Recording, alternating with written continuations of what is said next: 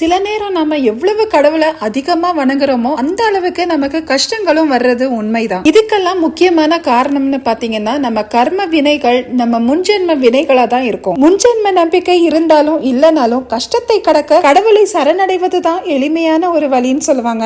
திக்கற்றவருக்கு தெய்வமே துணை இல்லையா? இத்தனை சங்கடங்கள் துயரங்கள் நமக்கு வந்தாலும் அதுக்கு சரியான முறையில நாம வழிபாடுகள் செய்ய செய்ய முன்வினை பயன்களின் தாக்கம் குறையும். நாம தெய்வ வழிபாடு செய்ய செய்ய நம்ம கர்ம வினைகள் கொஞ்சம் கொஞ்சமா குறையும். அந்த இறை சக்தியானது நம்மை மன்னித்து நம் தண்டனைகளை குறைக்கும்னு சாஸ்திரத்திலேயே சொல்லப்பட்டிருக்கு. நம்ம எல்லோருக்குமே வாழ்க்கையில ஏதாவது ஒரு நேரத்துல கவலைகள் கஷ்டங்கள் இருந்துட்டு தான் இருக்கு. அந்த மாதிரி எந்த கவலை கஷ்டங்களை சொன்னாலும் கடைசியில தனம்ங்கிற பொருளாதாரத்தை சுத்தி தான் நம்ம வாழ்க்கையே அடங்கியிருக்கு. இந்த மாதிரியான பொருளாதார நிலைமையை நம்ம சரி செய்யணும்னா மகாலட்சுமி தாயாரை வணங்கணும். அதுவும் வெள்ளிக்கிழமையில வரும் சுக்கிர ஹோரையில நாம அந்த அம்பாளை வணங்கும் போது அதுக்கான முழு பலனையும் நாம பெறலாம்.